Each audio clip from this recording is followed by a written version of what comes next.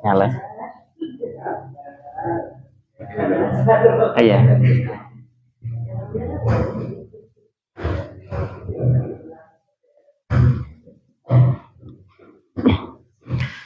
Assalamualaikum warahmatullahi wabarakatuh. Bismillahirrahmanirrahim. Alhamdulillahirabbil alamin.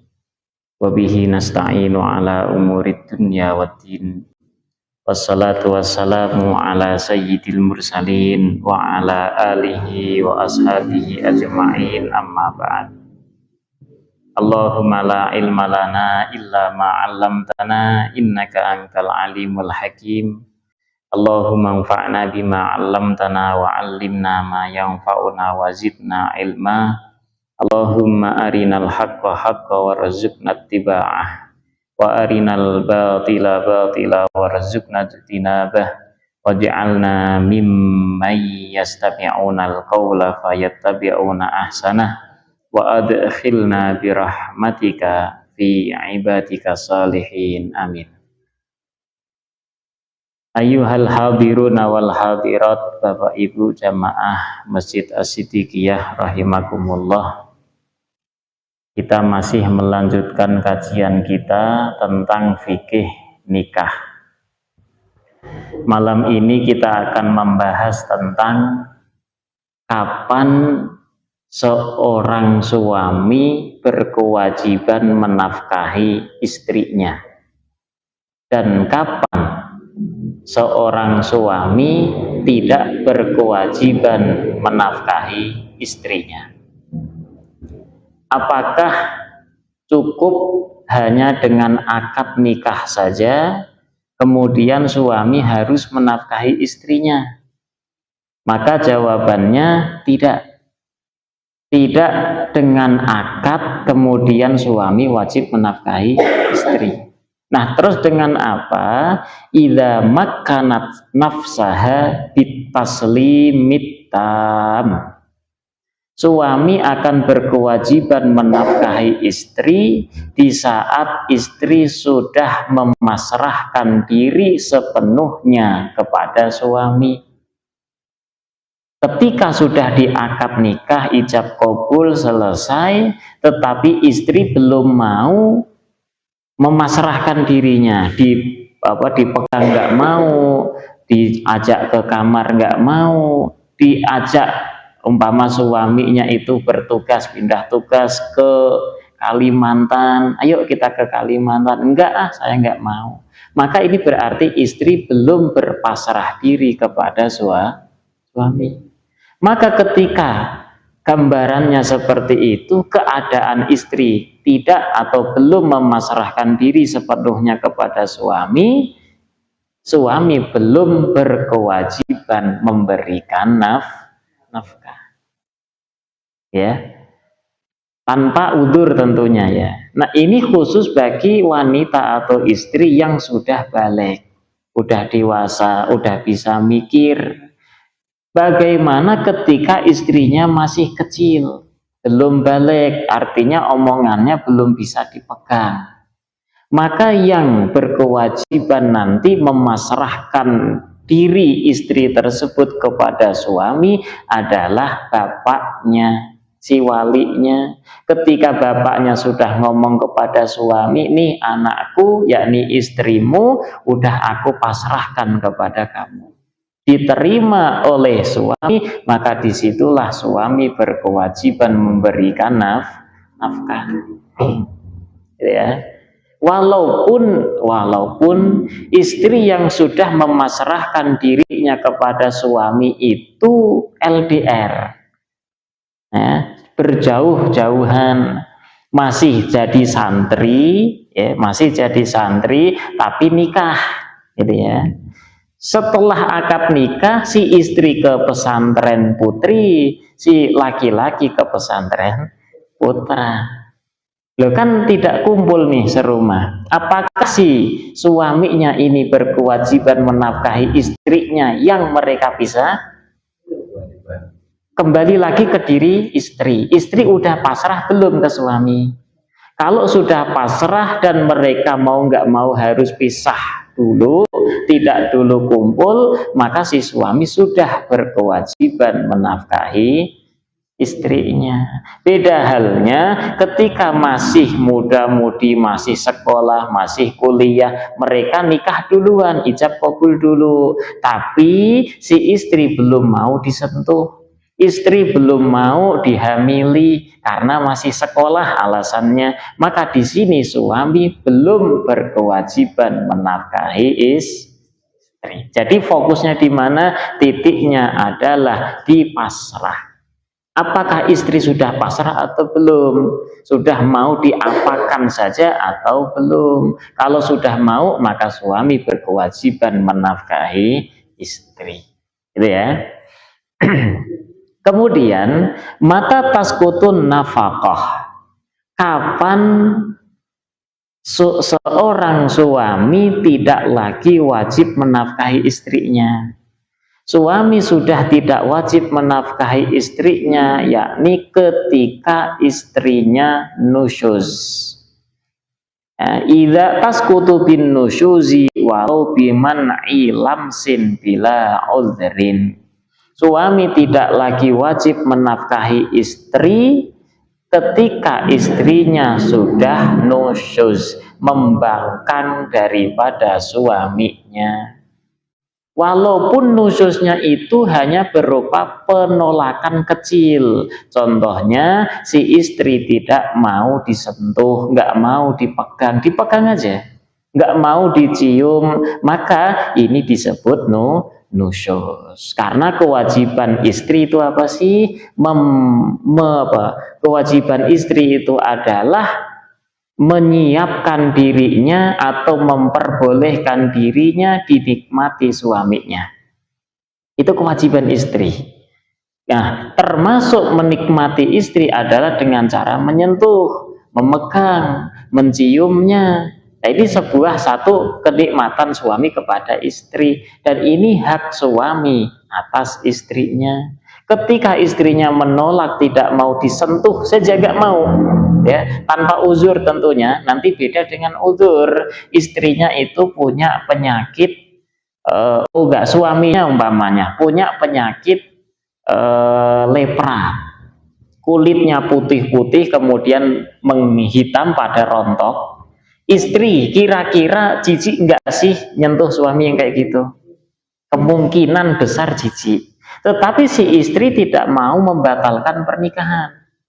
Udahlah sayang, udah bertahun-tahun berumah tangga, di saat suami punya penyakit seperti itu, ya kan, mosok saya tinggalkan gitu. Akhirnya apa? Istri milih bertahan dengan suami yang seperti itu. Tetapi istri tidak mau disentuh, gitu ya. Tapi gara-gara apa? Uzurnya apa? Si suami punya penyakit lepra, atau si suami punya penyakit yang dapat menular. Contohnya umpama apa? Gatal buduk. Buduk tuh namanya penyakit apa? Ya, itu buduk. Rabies kan? Apa? Kurap menular. Kurap menular. Kurap menular tidak? Ya itulah, pokoknya penyakit gatal itu di kulit yang dia itu mudah menular, ya, yang mudah menular. Akhirnya si istri tidak mau disentuh. Kenapa? Takut ketular penyakit tersebut, gitu ya. Maka ini sebuah uzur, alasan yang dibenarkan oleh syariat. Ketika si istri tidak mau disentuh gara-gara uzur tadi, maka tidak gugur nafkah. Si istri tidak disebut sebagai nusyuz. Yang disebut sebagai nusyuz tadi ketika apa? Tidak ada uzur sama sekali, tetapi istri menolak. Ya. Makanya di sini di dalam kitab I'anatul Talibin, adalatu zaujin wa maradun yadurru ma'ahul wata'u uzrun. Ini di kitab ini dijelaskan. Abalatu zaujin itu maksudnya punten ya, burungnya si suami besar sekali sehingga ketika bercampur itu si istri nggak kuat karena sakit banget. Nah ini termasuk uzur. Tidak ketika istri tidak mau dicampuri gara-gara tadi, maka itu istri tidak disebut sebagai nusyus. Atau istri punya satu penyakit ya di dalam rahimnya, vaginanya, ketika dicampuri akan terasa sakit dan nggak kuat lagi gitu. Nggak kuat, maka ketika istri menolak untuk dicampuri, istri tidak disebut sebagai nusyus. Kalau tidak nusyus berarti istri masih berhak untuk dinafkahi. Begitu juga karena udzur, contohnya seorang istrinya haid, istrinya sedang nifas. Haid dan nifas ini boleh dicampuri? Enggak. Loh, si suami ngeyel, pengen bercampur malam itu. Si istri nggak mau, saya haid, saya nifas, hukumnya haram, menolak istrinya. Nusyus atau tidak? Tidak. Ya. Maka dengan menolaknya seorang istri tadi gara-gara haid, gara-gara nifas, istri tidak disebut sebagai nusyus. Tapi ketika si istri tidak memiliki uzur sama sekali, badannya sehat walafiat, enggak sakit apa-apa, dicampuri enggak mau, maka ini istri disebut sebagai istri yang nusyus. Kalau capek banget bagaimana Pak Ustadz? Enggak ada alasan capek. Ya benar, tidak ada alasan capek bagi seorang istri. Kecuali kalau sakit, nah itu baru sebagai alasan bisa uzur namanya. Tapi kalau capek enggak, ya bukan sebagai uzur. Maka si istri nolak untuk disentuh saja itu sudah disebut nusyus, apalagi sampai nolak untuk dicampuri. Nah, wajununun li'annahu qad hasala minha taslim, begitu juga ketika si suaminya itu gila. Si suami punya penyakit gila, stres, tapi si istri tetap menerima, nggak mau membatalkan pernikahan, kan haknya, ya kan, hak istri. Nah, si suami yang gila itu pengen mencampuri istrinya, si istri tidak mau. Nah, ini disebut sebagai uzur. Maksud bercampur dengan orang gila kan gitu. Nah, uzur-uzur seperti itu tadi tidak menggugurkan nafkah. Artinya si suami akan tetap berkewajiban menafkahi istri. Wa farqa ma law ghadibat bi khurujiha an qabdati zauji wa fawati tamattu bil kulliyati. Beda halnya ketika si istrinya marah. Si istrinya marah, kemudian istri tidak mau dicampuri oleh suaminya. Istrinya sedang marah sehingga tidak mau disentuh oleh suaminya. Ini beda. Kalau ini disebut nusyus, ya. Istri marah kemudian tidak mau dipanggil suami, tidak datang. Nah, ini namanya nusyus, karena tidak bisa diapa-apain lagi itu si istri. Nah, termasuk daripada nusyus lagi, istri sudah tidak wajib dinafkahi oleh suaminya adalah ketika istri keluar dari rumah suami tanpa izin suami. Maka istri yang semacam itu tadi disebut sebagai nusyus, sehingga gugur nafkah saat itu. Ya, karena kewajiban nafkah asalnya itu setiap fajar.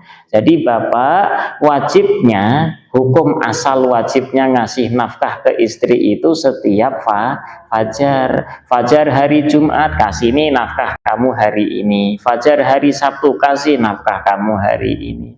Fajar hari Ahad, ini nafkah kamu hari ini. Asalnya seperti itu. Cuma orang Indonesia nggak mau ribet, akhirnya gaji sebulanan kasih istrinya, kelola semuanya, gitu.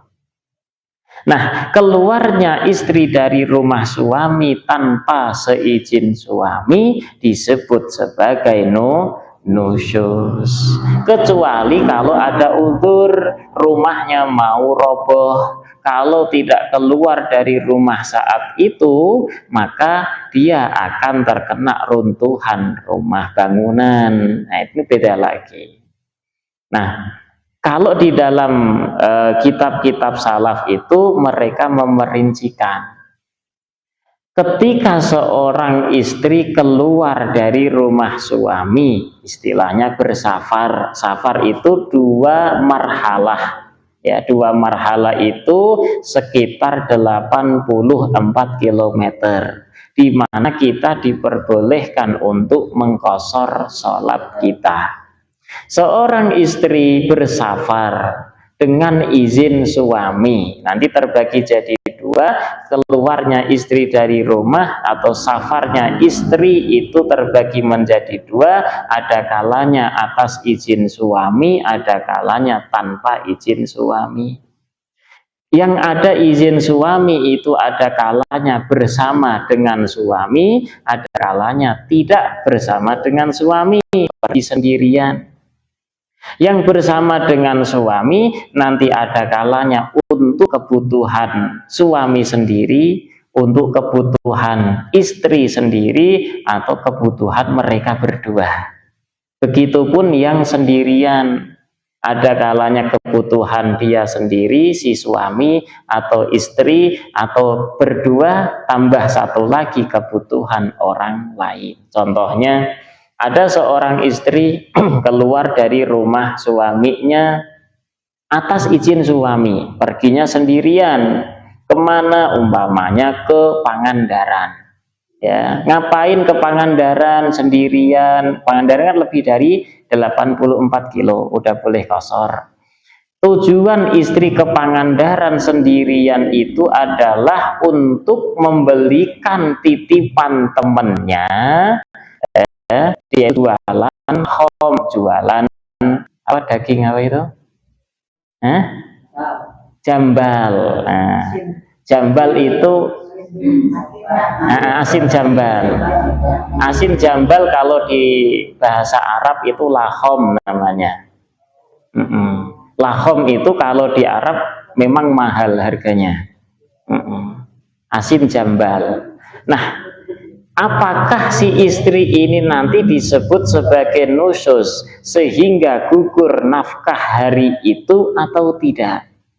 Maka jawabannya, karena si istri itu keluar daripada rumah tanpa izin suami, ya, nggak ada izin suami, maka si istri disebut sebagai nusyuz. Nusyuz berarti gugur nafkah hari itu. Gitu ya. Nah, di situ ada beberapa hukum ketika si istrinya bersafar atas izin suami dan bersama suami, jelas itu tidak ada kategori nusyuz, nggak ada sebutan nusyuz, itu nggak ada, karena dia atas izin suami dan bersama dengan suami, walaupun untuk membelikan kebutuhan orang lain, maka si istri tetap dikatakan taat kepada suami. Nah, sekarang ketika atas izin suami tapi perginya sendirian, nah ketika si istri itu untuk memenuhi kebutuhan suami, umpamanya si suami itu minta supaya dibelikan tadi asin jambal di Pangandaran, istri berangkat sendiri ke sana, sendiri atas izin suami. Apakah si istri disebut nusyuz? Tidak, karena mendapatkan izin daripada suami. Beda halnya ketika si istri pergi ke Pangandaran untuk memenuhi hajatnya dia sendiri, walaupun atas izin suami, maka si istri disebut nusyuz. Ya, jadi sebisa mungkin si istri pergi ketika bersafar jauh itu bareng dengan suami sebisa mungkin. Kalau tidak bisa, ya minta izin daripada suami. Tapi di situ nanti ada perkhilafan, perbedaan hukum yang jelas-jelas disebut nusyuz, gugur nafkah hari itu ketika istri keluar dari rumah suami tanpa ada izin suami. Ada pengecualian, yaitu innalaha i'timadal urf addal ala ridho amtalihi bimithlil khuruj alladhi turidu. Seorang istri bisa berpatok kepada adat kebiasaan kampung dia sendiri. Umpama kita di Mandala Mekar, biasanya seorang istri, suami akan ridho, rela, tidak marah ketika istri pergi kemana aja. Umpama dari sini, umpama pergi ke Bu Aik, pergi ke kelurahan, Pak Arya marah enggak? Oh enggak, maka tanpa izin Pak Haji Arya pun sah gitu. Artinya tidak nusyuz. Nah, ketika ada orang Mandala Mekar, ibu-ibu dari Mandala Mekar tanpa sepengetahuan seizin suaminya, tiba-tiba pergi ke Jakarta sendiri, ke Ancol sendiri gitu. Kira-kira si suami bakal marah atau enggak kalau tahu itu? Wih, marah. Maka seorang istri dari Mandala Mekar ke Ancol sendirian tanpa izin suami disebut istri yang nusyuz. Ya, kembali kepada adat setempat. Adatnya orang Mandala Mekar itu berarti seorang istri boleh pergi tanpa izin suami itu mentoknya sampai mana? Ya. Kalau mentoknya itu sampai pusdai, nggak marah, oh berarti boleh, tidak nusyuz. Tapi kalau umpama terus pusdai lurus ke sono sampai nanti ke Parahyangan apa sih namanya sana? KBB umpamanya, itu marah, nah maka si istri nanti disebut sebagai istri yang nusyuz. Lawim tanaat minan nakati ma'ahu lam tajibin nafaqoh. Ini tadi yang kami sampaikan, ketika ada seorang istri sudah diakad nikah tetapi istri mau diajak pindah rumah ke tempat disebut sebagai istri yang nusyuz. Karena syarat tersebut aman ya, diajak itu. Kalau istri tidak mau, maka disebut istri yang nusyuz. Beda halnya ketika suaminya seorang polisi atau tentara, kemudian diajak pindah ke mana KKB itu? Papua, Irian, diajak ke sana, itu kan takut kena peluru nyasar. Ya, keselamatannya itu terancam, istri nggak mau, maka istri tidak disebut sebagai istri yang nusyuz. Nah, ada alasan yang untuk dibenarkan gitu. Betul, keselamatan istri.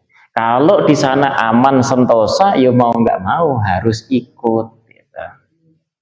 Nah, sekarang pun ada ya seorang istri ini gambaran bagaimana hukumnya ketika istri diajak ke rumah mertuanya, bapak ibunya si suami, istrinya nggak mau, nggak bertahan di sana gitu, diajak lagi nggak mau, terus akhirnya ke rumah mertua, ya dia sendiri aja gitu. Ini istri yang nusyuz atau tidak? Bisa disebut sebagai nusyuz ya. Istri yang tidak mau diajak ke rumah mertua itu disebut istri yang nusyuz dengan syarat. Apa dan syaratnya? Syaratnya suami tidak bisa bersenang-senang dengan istrinya saat istri tidak mau diajak ke sana kemari. Nah, beda halnya lagi nih, contoh lain lagi. Si istrinya itu ada di Jawa Tengah, suami di Jawa Barat kerja umpamanya. Kemudian si suami, si istri nggak mau diajak ke Jawa Barat. Si istri saya pengen di Jawa Tengah aja. Tapi suami seminggu sekali pulang untuk apa? Bersenang-senang dengan istrinya. Istri tersebut nusyus atau tidak? Tidak. Jadi selama si istri tidak mau diajak ke sana kemari, tapi suami tetap bisa bersenang-senang dengan istrinya, istri tersebut disebut sebagai istri yang taat, tidak nusyus kepada suami. Walau li'iyadatin au ziyarati solihin, termasuk Bapak Ibu, seorang istri bisa disebut istri yang nusyus, gugur nafkahnya hari itu ketika istri tanpa izin suami keluar dari rumah suami walaupun untuk menengok orang yang sakit. Selama suami tidak mengiyakan, tidak mengizinkan, tidak meridhoi istri keluar dari rumah, maka istri harus tetap berada di rumah. Loh, aku mau berziarah kepada orang soleh, ke ustadz fulan, ulama fulan, enggak boleh.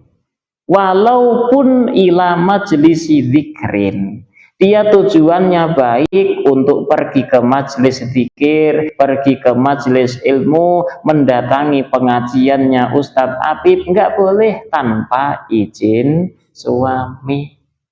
Ya, lu deket cuma 5 langkah loh, suami nggak mengizinkan, maka istri wajib tetap berada di rumah. Nah, inilah kekuatan suami di hadapan istrinya seperti itu.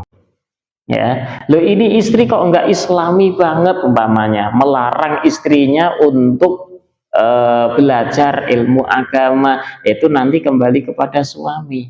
Ya, kembali kepada suami. Yang salah ya suami jadinya. Nah, watas kutul mu'unu aidon biiglaqiha al-baba fi wajihi, termasuk bisa menggugurkan nafkah. Istri disebut sebagai istri yang nusyus ketika si istri menutup pintu di hadapan suaminya. Ya, ada pintu kamar, si suami lagi berbicara ngomong, si istrinya marah, tutup pintu, jedar gitu, di hadapan suami. Maka ini disebut istri yang nusyus. Dengan perbuatan semacam itu, atau termasuk banting-banting piring, gelas dibantingin semua di hadapan suami, dengan perbuatan itu maka istri disebut istri yang nusyus. Nah, bagaimana ketika istrinya marah, memuncak, kemudian si mulutnya tidak terkontrol sehingga dia itu mencaci, memaki suaminya di hadapan suami? Apakah istri yang seperti itu nanti disebut istri yang nusyus, gugur nafkah? Tidak. Walaisa minan nusyuzi, dan tidak termasuk daripada perbuatan nusyus satmuhu, mencaci memaki suami. Bukan berarti boleh ya, mencaci maki suami tidak boleh, hukumnya haram, tetapi tidak disebut sebagai nusyus. Wa idza'uhu bil lisan, menyakiti suami dengan lisannya. Ente suami kecil, kurus, hitam. Ya. Nah, ini menyakiti hati suami dengan lisan istri, maka istri yang seperti itu tidak disebut sebagai istri yang nusyus. Suami tetap wajib menafkahi dia. Walaupun hukumnya haram, wa ini stahaqqat at-ta'diba, walaupun istri yang seperti itu harus diajari adab. Nah, ini namanya muqaddimah nusyus, permulaan nusyus. Istri yang biasa ngomong volumenya 3, tiba-tiba meningkat menjadi 5, menjadi 6 di hadapan suami. Nah, ini berarti muqaddimah nusyus. Kalau sudah ada ciri-ciri atau tanda-tanda istri nusyus, maka suami harus segera berbuat. Ngapain? Maka dikasih nasihat. Jangan seperti itu. Tidak baik mengangkat suara di hadapan suaminya, nggak baik nyolot gitu ya. Dinasehati malah tambah parah, mencaci maki suaminya. Nah, maka si suami nanti diperbolehkan untuk pisah ranjang, bukan pisah rumah Ya, kalau pisah rumah enggak, pisah ranjang, istri tidur di kamar A, suami tidur di kamar B, gitu. Tidak tidur sekamar. Kemudian digitukan malah tambah parah, ya, tambah parah, maka si suami diperbolehkan untuk memukulnya. Tapi pukulan adab, ya, pukulan pendidikan. Memukulnya suami terhadap istri diperbolehkan dengan dua syarat. Satu, mukulnya tidak di area wajah. Ya, mukul di area wajah hukumnya haram walaupun pelan. Dan yang kedua, mukul di selain area wajah asalkan tidak sampai meninggalkan bekas luka, nggak sampai memar. Kalau sampai memar hukumnya haram dan berhak untuk dikisos, dibales. Nah, istilah sekarang KDRT, kekerasan dalam rumah tangga. Bisa lapor ke polisi, penjara itu suami. Ya, syaratnya dua tadi.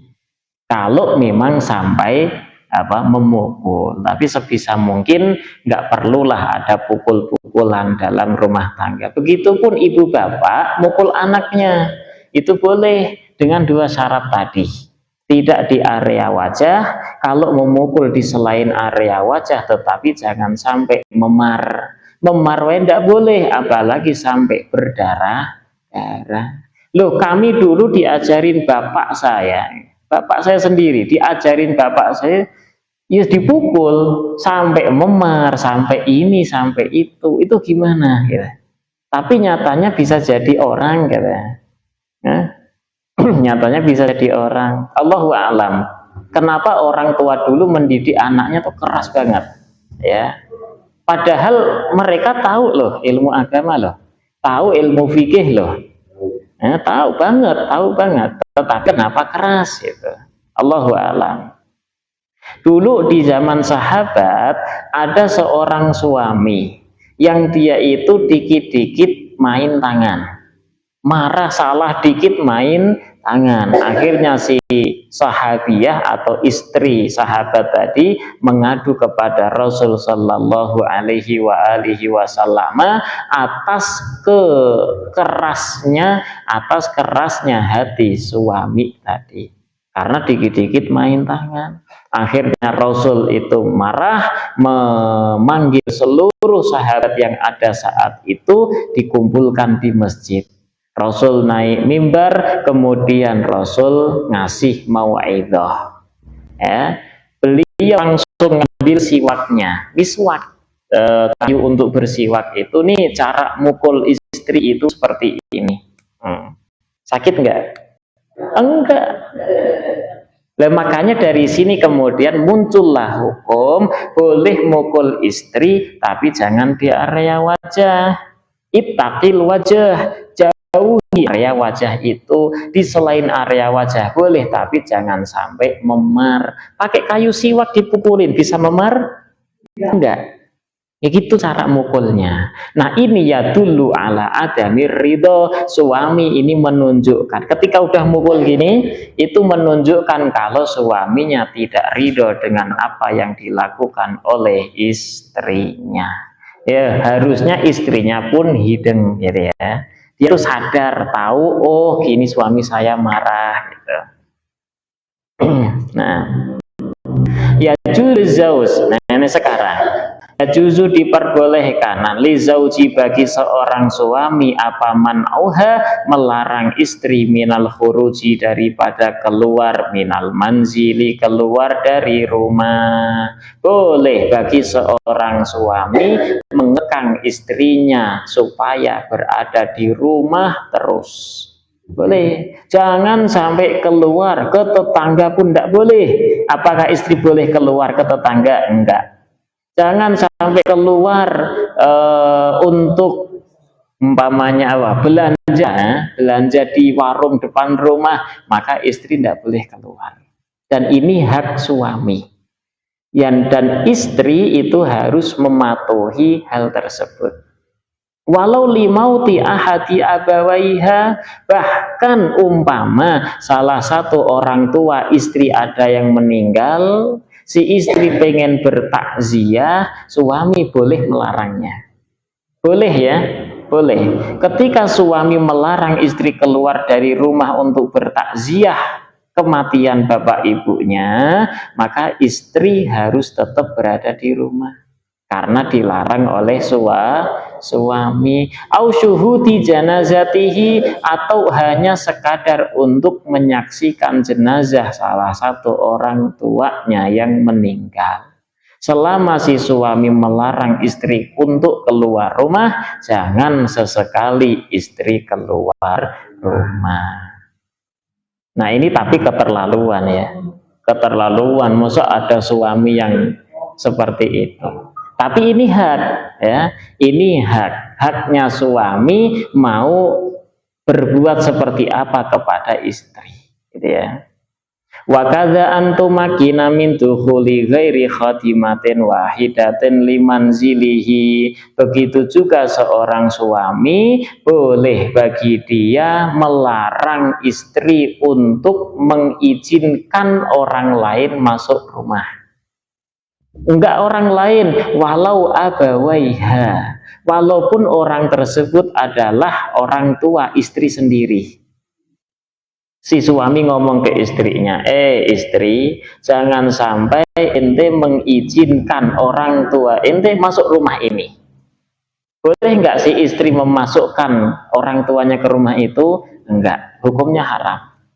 Tidak boleh. Awi baniha, atau melarang anak istri min ghairihi, yani si istri itu dulu punya anak dengan suami pertama cerai meninggal umpamanya, dinikah sama si suami ini, berarti ada anak sambung di situ ya, putra sambung. Si suami sekarang boleh melarang istrinya untuk tidak memasukkan putra sambungnya ke rumah tersebut, dan istri harus taat, tidak boleh ngeyel ya, nggak boleh ngeyel langsung dimasukkan rumah, tidak diperbolehkan.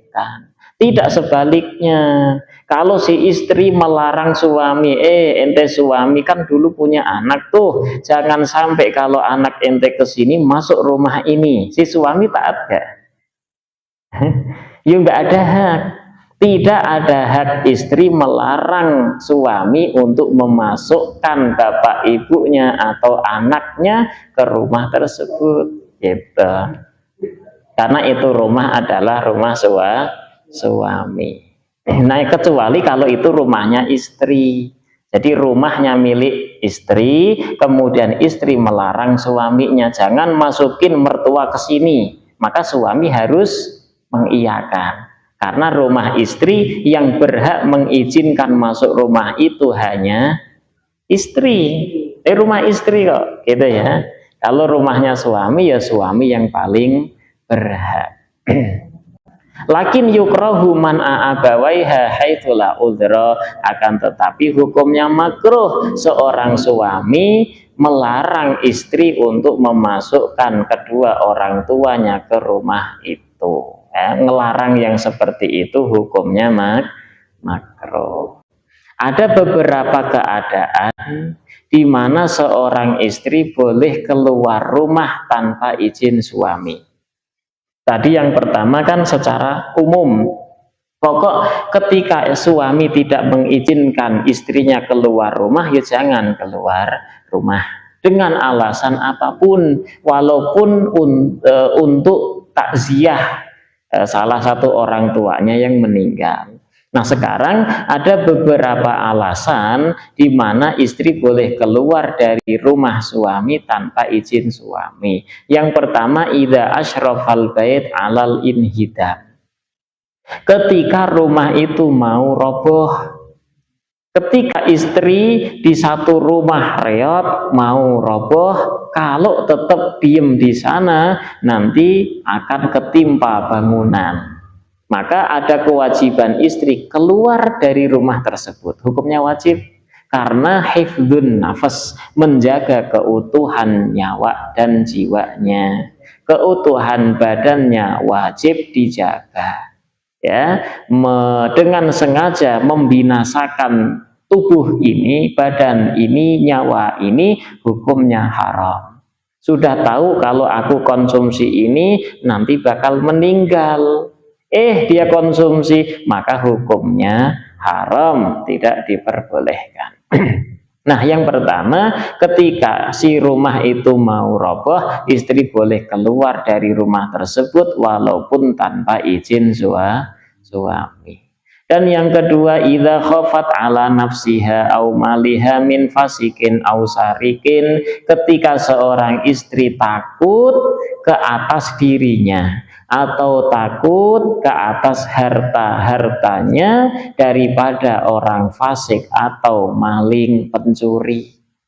Ya, tinggal di lowong, ya kan, tinggalnya sendirian, nggak ada tetangga, nggak punya tetangga, sendirian, si suami kerja malam umpamanya. Kalau saya tetap di sini dirampok saya, gitu kan? Akhirnya keluar dari rumah itu, nggak tahu nginep di mana, pokok keluar tidak di rumah tersebut. Atau dapat ancaman malam nanti ada seorang kelompok yang mau datang ke situ nggerebek rumah itu, mau ini mau itu, akhirnya dia kabur dari rumah itu tanpa izin suami, maka diperbolehkan demi keselamatan jiwanya, keselamatan hartanya. Dan yang ketiga, idza kharajat ilal qadhi li talabi haqqiha minhu, seorang istri pergi menemui hakim, menemui qadhi. Untuk apa? Untuk menuntut hak-hak istri ke atas suaminya.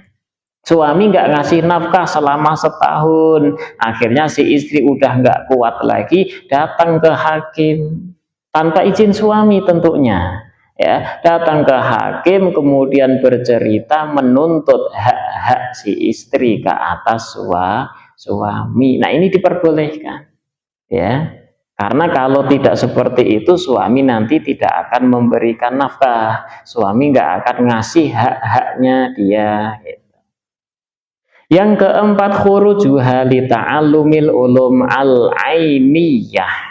Ini penting juga, seorang istri tanpa sepengetahuan seizin suami keluar dari rumah suami, tujuannya adalah untuk menuntut ilmu yang bersifat wajib ain.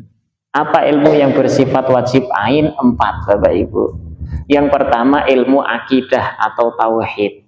Jadi Bapak Ibu wajib senantiasa belajar ketika ilmu akidah atau ilmu tauhid belum menguasai. Yang kedua adalah fikih ibadah, sholatnya, wudhunya, toharohnya masuk, haji puasanya, zakatnya belum menguasai, maka wajib ain per individu manusia harus belajar fikih ibadah. Yang ketiga adalah fikih muamalat.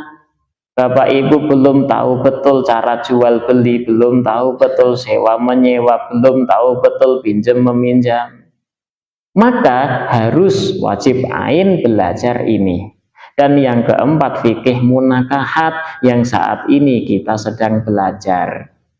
Kalau belum menguasai betul, maka berkewajiban Bapak Ibu untuk belajar itu. Walaupun suami nggak mengizinkan, walaupun suami nggak tahu, kecuali ketika suami bisa ngajarin. Kalau suami atau mahramnya ada yang bisa ngajarin, tidak boleh keluar rumah, belajar dengan suaminya sendiri, belajar dengan mahramnya sendiri. Nah, setelah ini nanti jangan, wih ibu itu nggak pernah kajian lagi ya. Nah, kemungkinan dilarang suaminya bisa jadi, gitu ya. Aulil istifta, atau seorang perempuan pergi menemui seorang alim, seorang ustadz. Ngapain? Untuk meminta fatwa, menanyakan sesuatu yang tidak dia ketahui. Ketika si suami tidak tahu, mahramnya tidak tahu, ya sudah, pergi ke rumah ustadz untuk bertanya.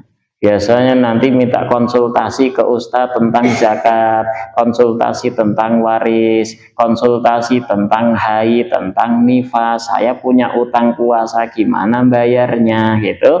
Nah suami nggak bisa jawab, suami pun nggak bisa menanyakan pertanyaan ini kepada seorang ustadz. Maka istri itu sendiri yang pergi untuk bertanya, dan itu boleh.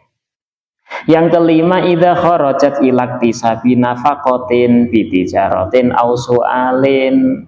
Ketika seorang suaminya itu mu'sir, suami tidak mampu menafkahi istrinya, mau tidak mau istri tersebut yang harus kerja sendiri, cari uang sendiri.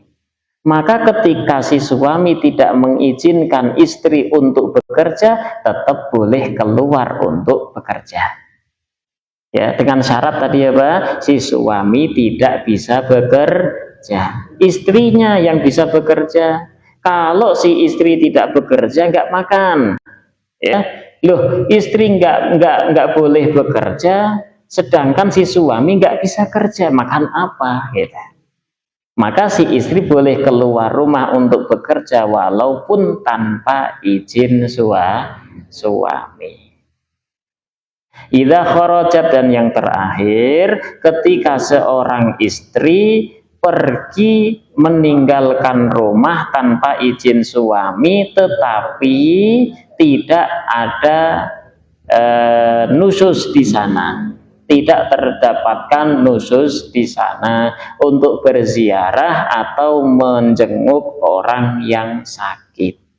Ya, contohnya kita di Mandala Mekar, si suaminya itu nggak di rumah, suami nggak di rumah, terus si suami pun tidak mengizinkan.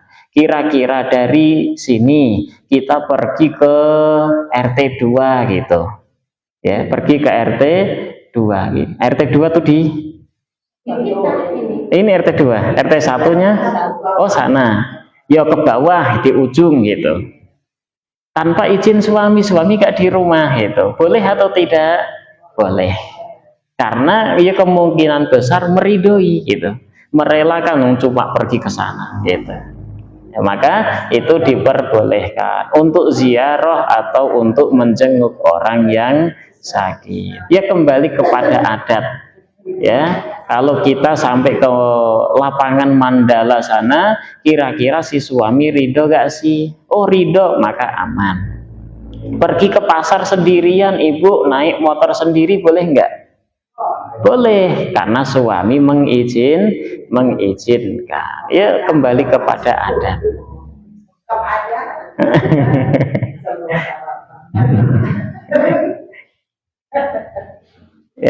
Itu ya. Cukup.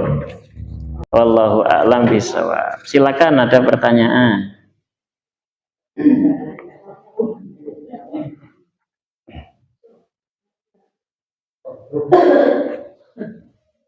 Ibu yang kalau dia bagaimana?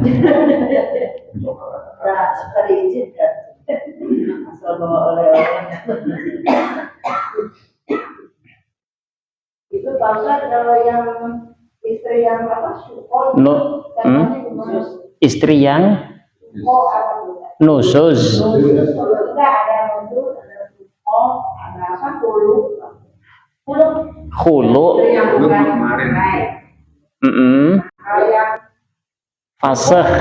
Fasih Bu.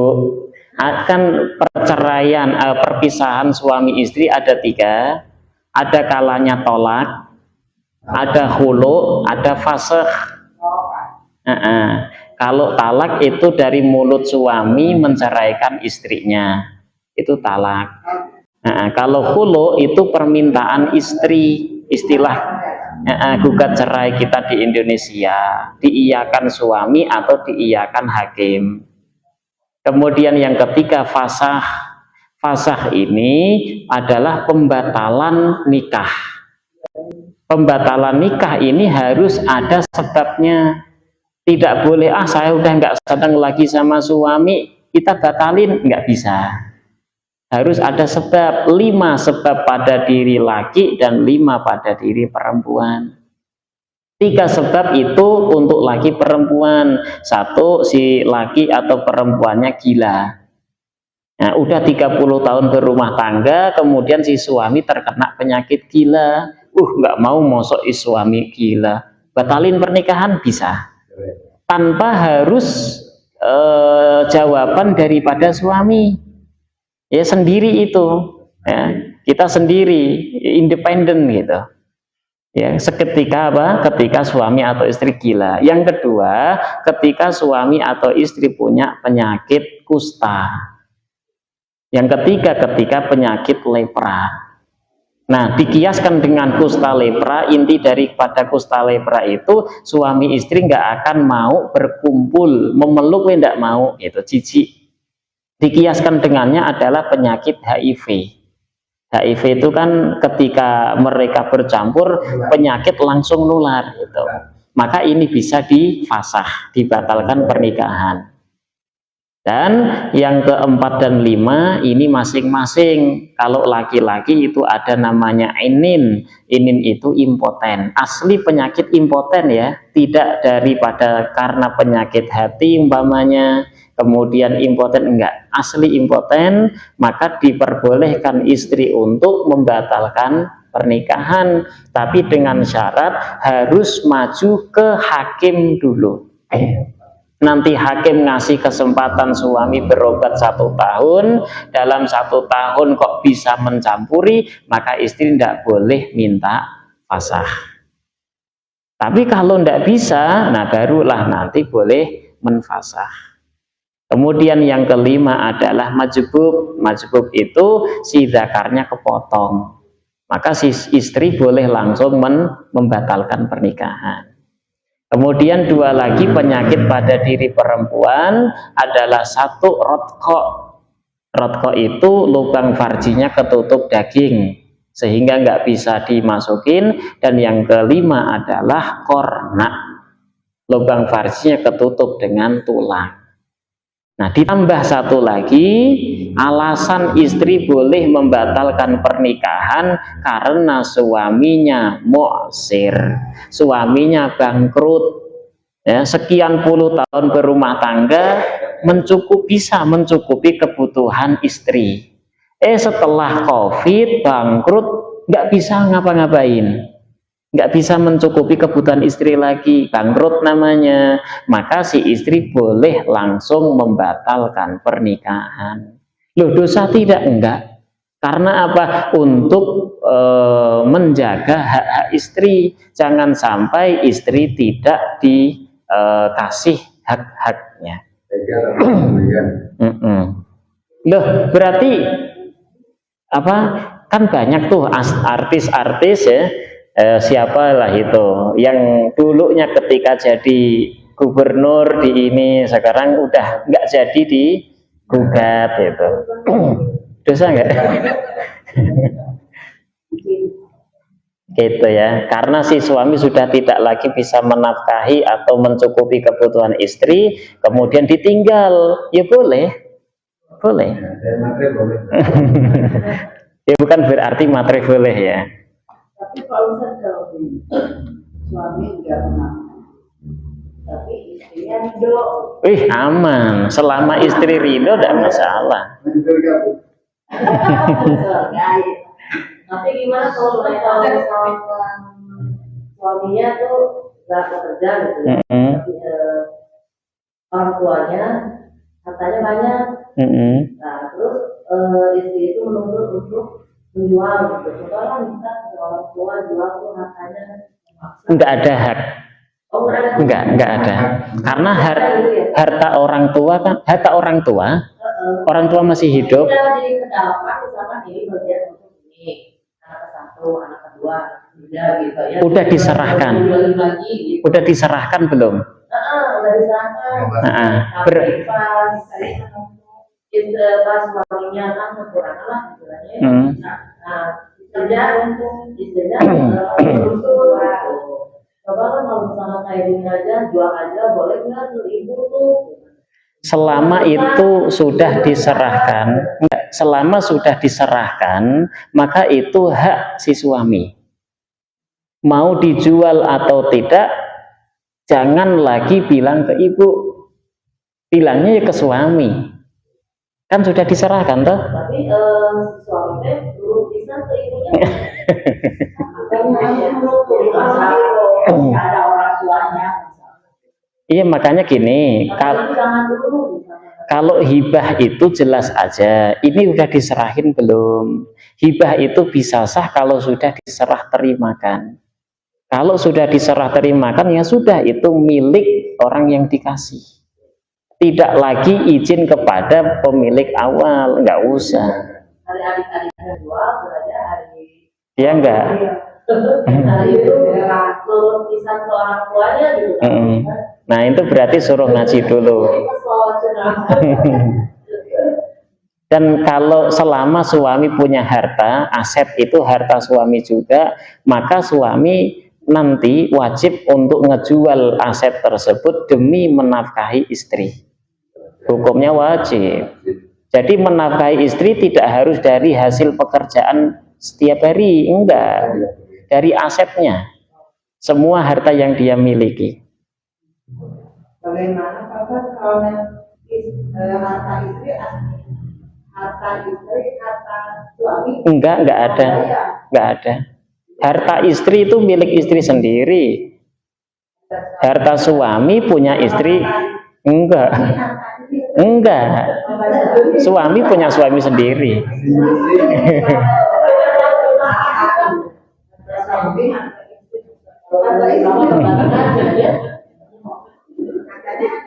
Dari sekarang harus dipisah, Bu, ya. Punya ibu udah dipegang ibu sendiri, punya suami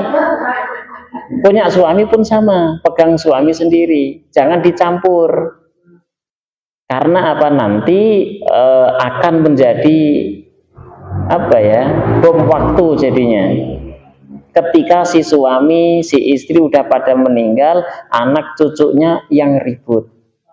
Oh, ini harus bagi waris, mana harta papa, mana harta mama. Nah, akhirnya rebutan gitu. Maka dari sekarang udah dipisahkan. Maka ada istilah dalam Islam tuh gonogini. Kenapa ada istilah gonogini? Karena untuk memisahkan harta yang menyatu. Suami punya uang, istri punya uang, mereka udunan bareng bangun satu rumah. Nah, ini rumah siapa? Berdua. Rumah berdua. Ketika salah satu meninggal atau mereka cerai, harus dibagi loh. Terus baginya apakah 50-50? Enggak, sesuai modal awal. Si suami modal awalnya 40%, ya udah kasih cuma 40%. Istri sisanya berarti 60% gitu. Bisa dihitung lewat rata-rata. Beli mobil berdua, beli motor berdua, ya hati-hati, bom waktu. Makanya dari sekarang harus dipisah, gitu ya. Ini motor kamu, ini motor aku, gitu. Harus seperti itu. Tidak boleh seorang suami ketika ngelihat ada uang di lemari punya istri diambil begitu saja tanpa seizinnya dan tidak diketahui ridhonya, hukumnya haram. Begitupun sebaliknya, istri nemu uang di saku suami, pas nyuci bajunya, rezeki anak soleha, enggak, izin dulu. Kecuali kalau uang cuma 2.000 pasti ridho. Tapi kalau 500.000 kan harus izin. Harus izin. Ini ada kertas, mah, buang ya.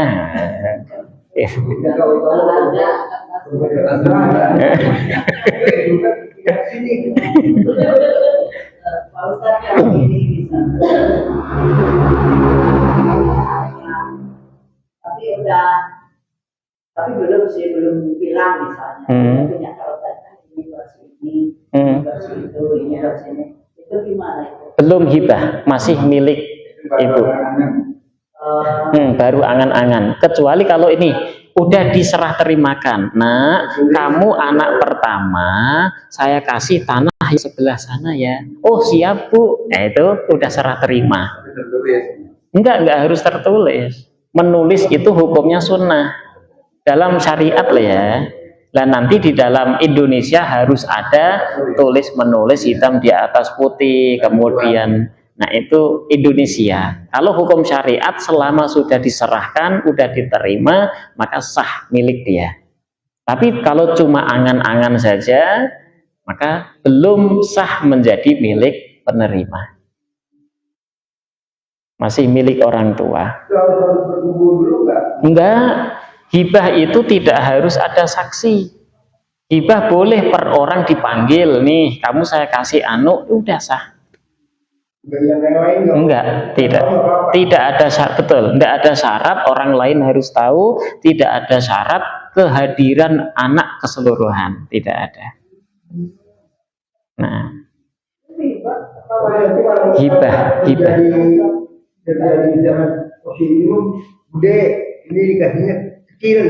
Nah, makanya syariat Islam itu mensunnahkan orang tua ketika mau hibah kepada anaknya sama rata. Mau laki mau perempuan sunnahnya sama rata. Hibah. Oh, waris beda, 2:1. Nanti ada bab sendiri, waris. Belum. Ini kita bereskan nikah, kemudian nanti ke muamalat. Masih jauh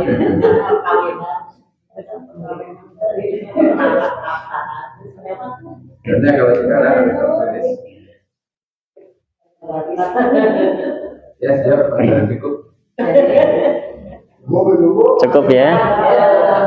Pertanyaannya yang sebelum nanti kita ke depannya. Jadi ada bahasan waris. Iya, insya Allah ada. Ya, akhir ayat kita akhiri dengan baca kafarah majelis. Subhanakallahumma bihamdika asyhadu an la ilaha illa anta nastaghfiruka wa natubu ilaik. Sallallahu ala sayyidina Muhammad wa ala alihi washabihi wa baraka wasallam. Alhamdulillahirabbil alamin. Wassalamualaikum warahmatullahi wabarakatuh.